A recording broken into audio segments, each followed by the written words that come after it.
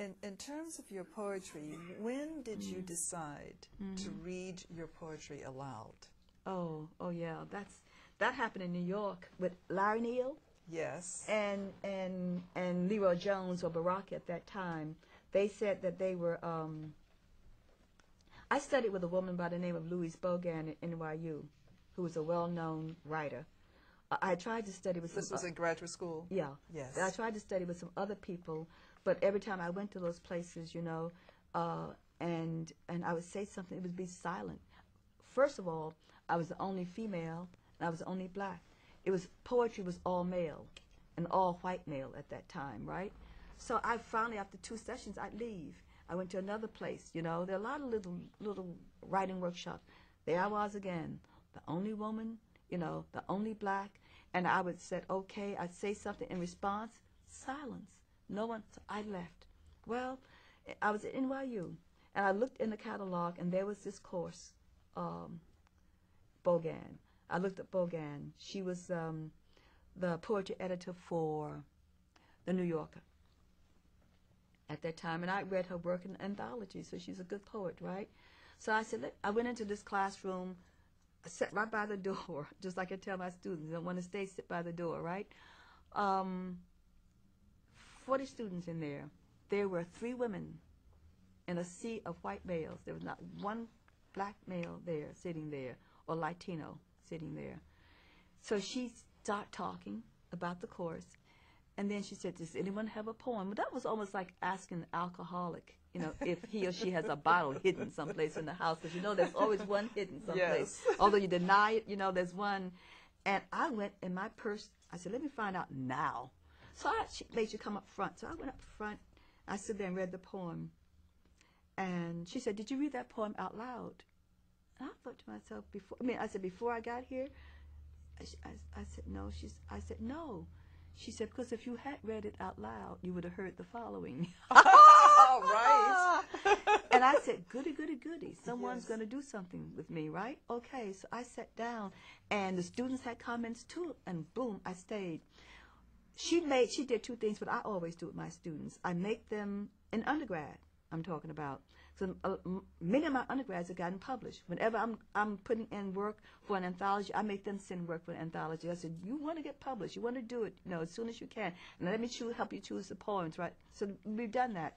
So she made us get a notebook and put on each page the Nation, you know, the Transatlantic Review, the Minnesota Review, the Mass Review, you know, date sent, date return, you know, whatever, like clockwork. So I did it.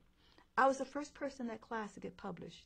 Now, during that semester, I came in with bottles of wine, which was illegal, right, at NYU, but they didn't know. I brought shopping bags and put it on the desk, and we celebrated, whatever, because I followed what she said, and start sending my work out.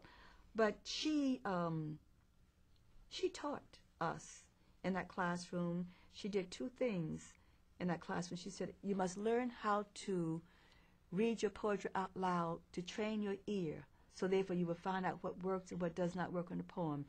You will not always have husbands, wives, sisters, brothers, teachers, you know, whatever, friends, whatever. But you will have this ear if you train it. So she said, I can't guarantee you what would happen in a semester or a year or 2 years, but you'll know when it happens. You'll read it aloud, you'll start scratching out automatically, whatever. The other thing she told us to do was to choose a form that you might like during the semester. And I was in the 8th Street bookstore one day, and I looked at this thing and said haiku. And I pulled it down.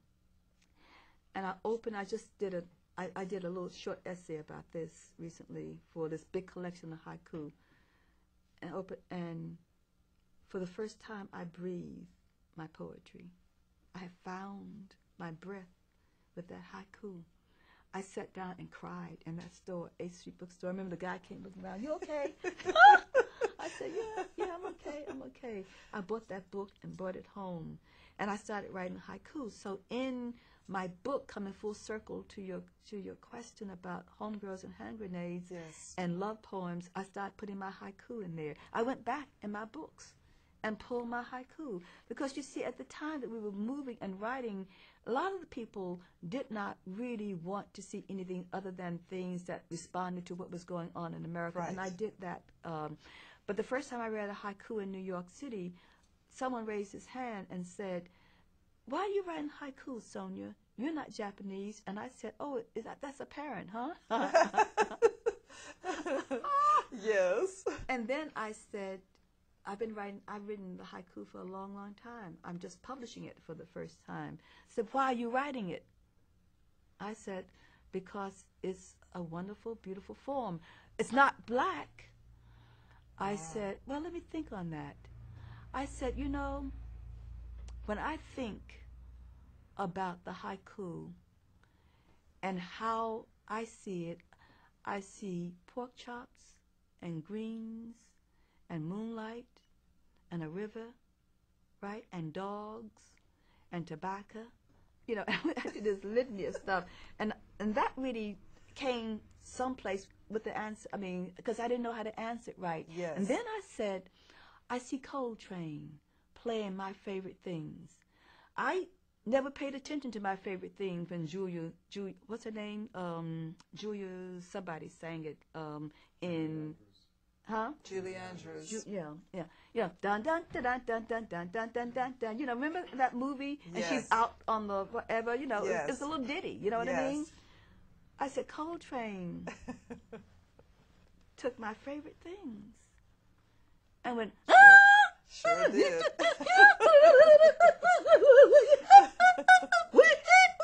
And I saw him and Alice play it together just by themselves on a stage in the village. And I knew that they were each other's favorite things. And I knew that we were also their favorite things being in that audience. And I said, I picked up the haiku and started to breathe, and I knew it was my favorite thing. I said, that's all I have to say on it. But I taught it. I taught it at Temple for 5 years. Really? Oh, yeah. When my students walked into my class in creative writing, I taught form. Bogan taught form.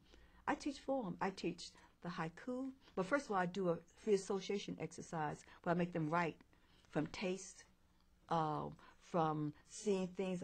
It's all loaded stuff that you do with them, you know, so therefore they have a response The to it. senses. That's right. Yes. All 5 senses. And then I tell them, take it home. I started your poem for you. You cannot walk in and say to me that you couldn't think of anything to write. I've started it. And you do start it, and they come in. Then I do the haiku. Because most of the students write in this great expanse, you know, all over the paper. So I do the haiku, I do the tanka, I do the senkain, and then I ask them to make up their own syllabic verse. I said, because I've written the sonku. You can make it up. I said, this is all about. And then I say free verse. And then they say, it's about time. Because that's all they've been writing Yes, in. exactly. But what it's about, my sister, is that I'm saying to them, free verse has form. Yes. It's not obvious, you know, just like life has form and discipline. It's not obvious. But unless you get that discipline and that form, you don't make it. Unless that poem gets that form and discipline, the poem doesn't make it. It's not working at all. And then they come in, they said, I had trouble for the first time writing my free verse because I can't remember all this form. I said, good, whatever. But they do free verse. And then we do the blues, the ballad, and the villanelle, all about rhyme.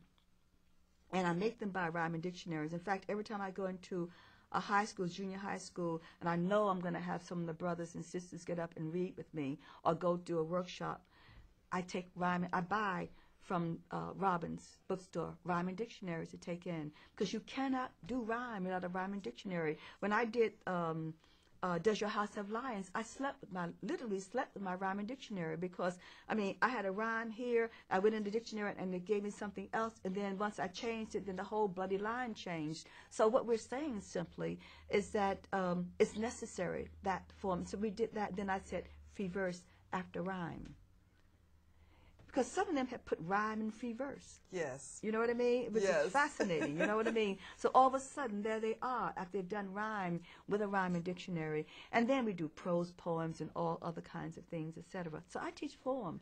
And the first time that happened at Temple, when I gave them the syllabus, they looked at it and they said, we're writing haiku and what's this, tanka and what? They said, I saw you read, and I thought you were like, but I said, hip? I said, I am. I'm hip enough to know that you will not write well unless you know form. So you want your students to learn form and discipline. Yeah, they get it. Yeah.